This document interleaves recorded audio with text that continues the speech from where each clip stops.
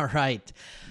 It's happening, people. The Detroit Lions have officially activated Hendon Hooker for his 21-day practice window for the rookie quarterback. I'll show it to you. This is what I'm looking at. I saw this on Sideline Report. They do a pretty good job there, honestly. And so saw this, and I was like, well, gotta take a look at it. So when I went in and looked at the article, there's a lot going on here. We know Dan Campbell pointed to this kind of on Monday. And on Wednesday, he officially opened the 21-day window. So Hendon Hooker is practicing for the first time in an official capacity with the Detroit Lions. This is really exciting because this could be the future for the Lions. So here's what I want to talk about in this video. I want to talk about Hendon Hooker. I want to talk about if we'll see him this year. The answer is no. All right. And I mean, if we do, it's become a big problems happen. All right. But I want to talk about Hendon Hooker. I want to talk about if we'll see him this year. And I want to talk about, is there a future with this guy with the Detroit Lions? And I know this is kind of a weird time to talk about it because they're activating him after Jared Goff has had arguably his two worst games as a Detroit Lion. So the plan has always been to have him kind of have a redshirt year this year, but he's been on the NFI, the non-football injury, which is funny because I know he tore his ACL in a game in college, so it was clearly a football injury, but the NFL allows you to put players on an NFI, non-football injury, if the injury didn't happen during an NFL game. All right, so he's been there all season, and now that he's being taken off of that, he has 21 days to either be promoted to the active roster or not. Now, here you can see there's a couple clips of him. This is him walking in warmups. It looks like he's got Teddy Bridgewater there kind of pumping him up, which is kind of funny. I can't show you all the actual videos, but here's a good question that I think a lot of us are going to have. All right. If that 21-day window expires and he's not added to the 53-man roster, he will remain on the NFI list and be out for the season. That's at week 16.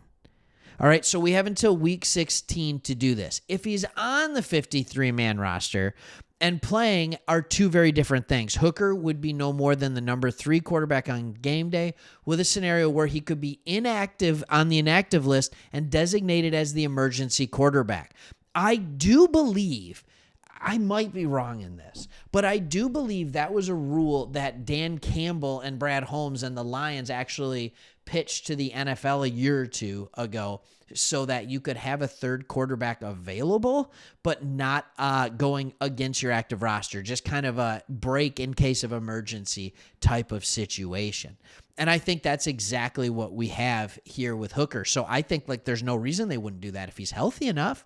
So no, I don't think we see him this year. The only way we see him this year is if Jared Goff gets hurt and then Teddy Bridgewater gets hurt. And then, yeah, you'll see him. Like, that's just the way it's going to go. But he's not there. He's not ready yet. But this video isn't for just this year. So let's talk about what is coming up next. But before I do that, real quick, if you haven't yet, go follow us on Twitter, Sports Talk Detroit. We love connecting with the community on that. And subscribe to this video, and leave a comment on, do you think Hendon Hooker is the future at quarterback for the Detroit Lions? So let's talk about it. Do you think he is the future for the Detroit Lions at quarterback? I was going through and looking at some of his college stats and trying to remember. Remember the big knock on Hendon Hooker? It was he's from Tennessee. So he comes from this simple offense where he just gets the ball out of his hand really, really quickly, and he doesn't have to read the whole field. Now, he convinced the coaching staff that that wasn't true and that he did have the ability to read the whole field, but here's what I'm saying about Hendon Hooker, and it's actually a very similar, and when I talk about this, it's weird that we're going back to this. I graded Hendon Hooker as kind of like a slightly less version of CJ Stroud.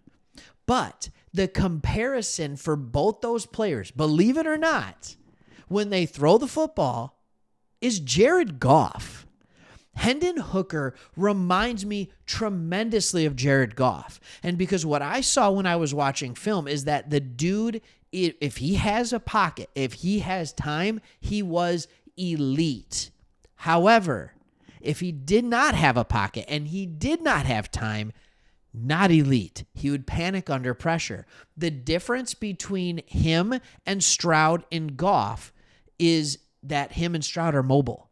So if he could be somewhere in between Goff and Stroud, there might be a future for him here in Detroit. And his grades actually kind of pour that out. His grades in college, he had an 85 passing grade. This is in 2022.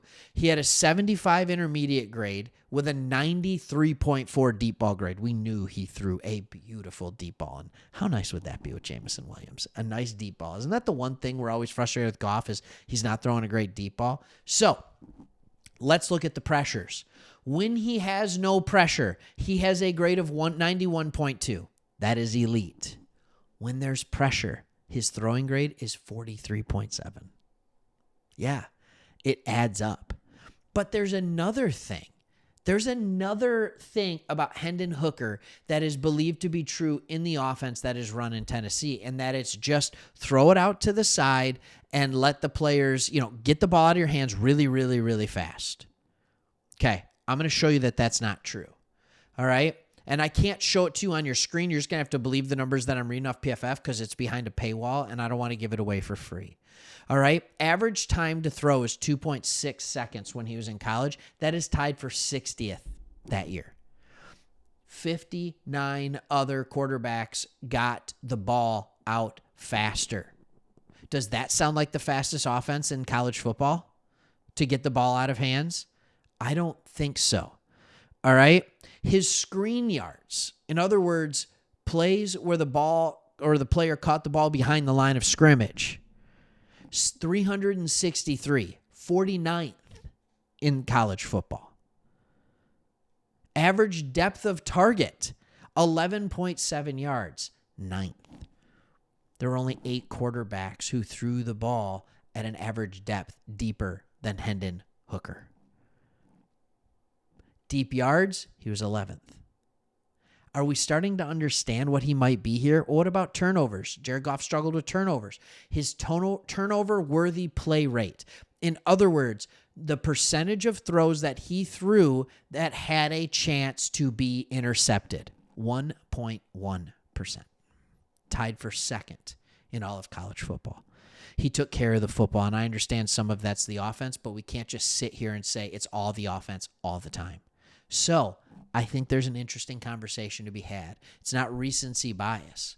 Here's the conversation. After next year, Jared Goff's going to be owed a lot of money.